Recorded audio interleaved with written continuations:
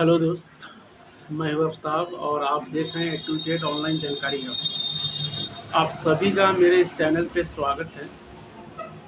आज के इस वीडियो में हम बताएंगे कि बिहार में जो अभी वोटर वेरिफिकेशन चल रहा था और उसका लिस्ट जो 1 अगस्त 2025 को आया है, तो उसमें बहुत सारे आदमी का नाम है और बहुत सारे का नहीं है।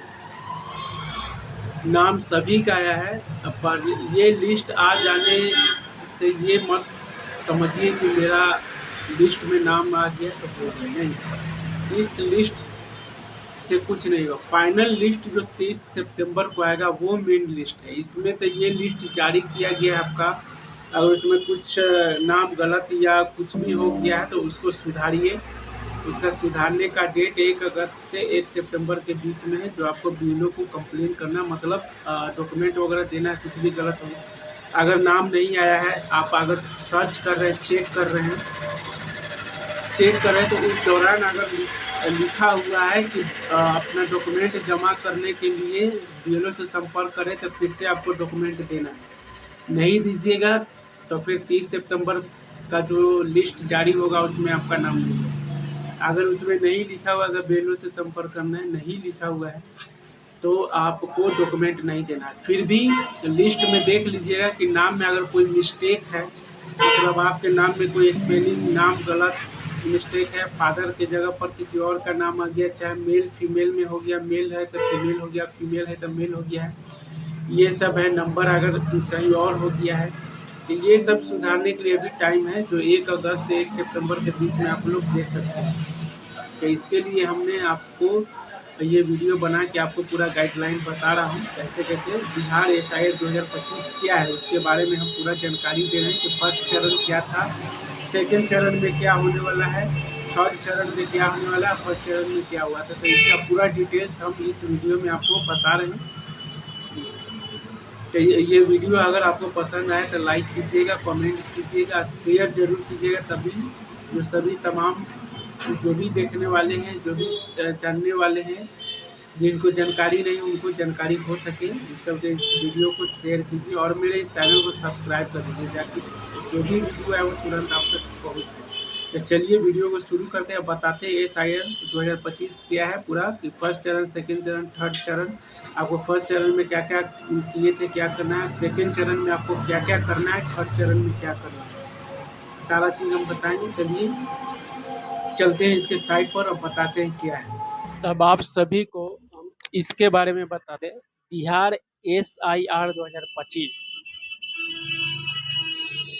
ये शुद्ध मतदाता सूची ही सशक्त लोकतंत्र का आधार है।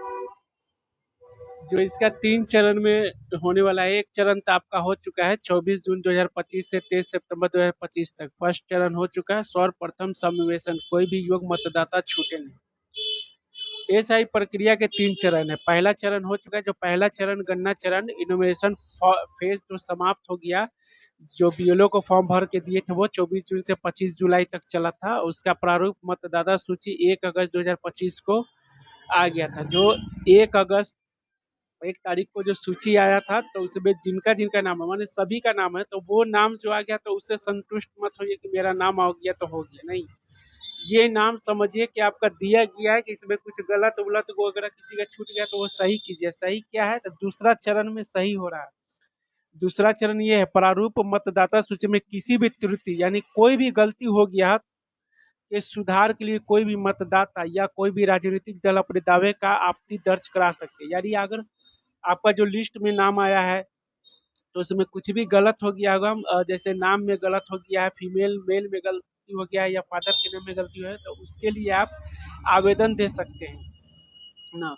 तो वो सही होगा। 1 अगस्त से 1 सितंबर के बीच में आप आवेदन सकते हैं। या आपका नाम ही नहीं आया था, फिर से आप डॉक्यूमेंट दीजिए बीएलओ साहब को, जो हमने अभी पूरा डिटेल्स आपको बताया था, फिर से दीजिए। तो 1 अगस्त से 1 सितंबर तक होगा। और तीसरा चरण है, सभी ईरोस द्वारा पत्रों की जांच एवं सभी दावों और आपत्ति का निस्तारण 25 सितंबर 2025 तक। यानी जितना भी डॉक्यूमेंट दिया गया उसका सभी निवारण बीएलओ साहब अपने से करेंगे 25 सितंबर तक। मतदाता सूची का अंतिम प्रकाशन जो होगा 30 सितंबर। ये जो लिस्ट आएगा यही मेरा फाइनल होगा, यही आपका फाइनल होगा। इसमें नाम आया तो समझिए कि सही है, नहीं तो वरना नहीं। ये है तो एसआई के 10 प्रमुख उद्देश्य हैं, ये देख लीजिए। सभी मतदाताओं और राजनीतिक दलों की भागीदारी। बिहार में कोई भी योग्य मतदाता छूटे ना, बिहार का कोई भी अस्थायी प्रवासी छूटे नहीं। 4 में बिहार में कोई भी शहरी मतदाता छूटे नहीं, कोई भी युवा मतदाता छूटे ना। 6 में सभी मतदाता और सभी राजनीतिक दलों की नियमित रूप से जानकारी साझा करना। 7 में वॉलंटियर सहित सभी चुनाव कर्मचारियों को पूर्ण सहभागिता। 8 में गणना चरण के दौरान उठाए गए बिहार मुद्दे का समाधान। 9 में 1 अगस्त से 1 सितंबर तक प्रारूप मतदाता सूची की तृतीय हटाना। अब बिना किसी स्पीकिंग ऑर्डर प्रारूप मतदाता सूची में कोई भी नाम नहीं हटाना। मतलब ये है कि अगर 1 तारीख को जो लिस्ट में नाम आया है उसमें देख लीजिए, आप लोग का नाम अगर सही है तो ठीक है, और नहीं गलत वगैरह कुछ भी है तो वो आप लोग अभी सही करवा सकते हैं। 1 अगस्त से 1 सितंबर तक के बीच में आवेदन बीएलओ साहब को दे सकते हैं। अगर आप चेक कर रहे हैं उसमें आपका नाम आ रहा है और लिखा जा रहा है कि अपना डॉक्यूमेंट जमा करने के लिए बीएलओ साहब से संपर्क कीजिए, तो आप अपना डॉक्यूमेंट दीजिए, वरना 30 सितंबर के लिस्ट में आपका नाम नहीं आएगा। अगर उसमें नहीं लिख रहा है कि बीएलओ साहब से संपर्क करिए तो कोई दिक्कत नहीं है, आप लोग को कोई डॉक्यूमेंट नहीं देना है। फिर भी आप लोग अपना नाम चेक कर लीजिए, कोई स्पेलिंग, कोई फादर नेम में चाहे कोई आपका मेल फीमेल इस सब में तो गलत नहीं है। और ये सब गलत है तो आप लोग सुधार के लिए बीएलओ साहब को दे दीजिए, नहीं तो ऑनलाइन फिर अपना आवेदन कर सकते हैं। तो ये रहा, आपको हमने वोटर कार्ड से रिलेटेड ये सारा चीज़ बता दी कि बहुत सारे लोगों को अभी भी कंफ्यूज है, इस कारण हमने बता दिया कि डॉक्यूमेंट में अगर नाम नहीं है तो बीएलओ साहब को फिर से आपको डॉक्यूमेंट देना है। तो उसमें कुछ नहीं, 2003 का लिस्ट में नाम है तो वो दे दीजिए। जिन महिलाओं का जैसे नहीं है तो वो मैट्रिक का सर्टिफिकेट और माँ बाप का 2003 में लिस्ट में नाम है तो वो दे दे, या नहीं तो फिर माँ बाप में से किसी एक का आवासीय बनवा कर दे दे, वो हो जाएगा। और उससे ज़्यादा देने का जरूरी नहीं है, ज़्यादा टेंशन लेने का जरूरी नहीं है।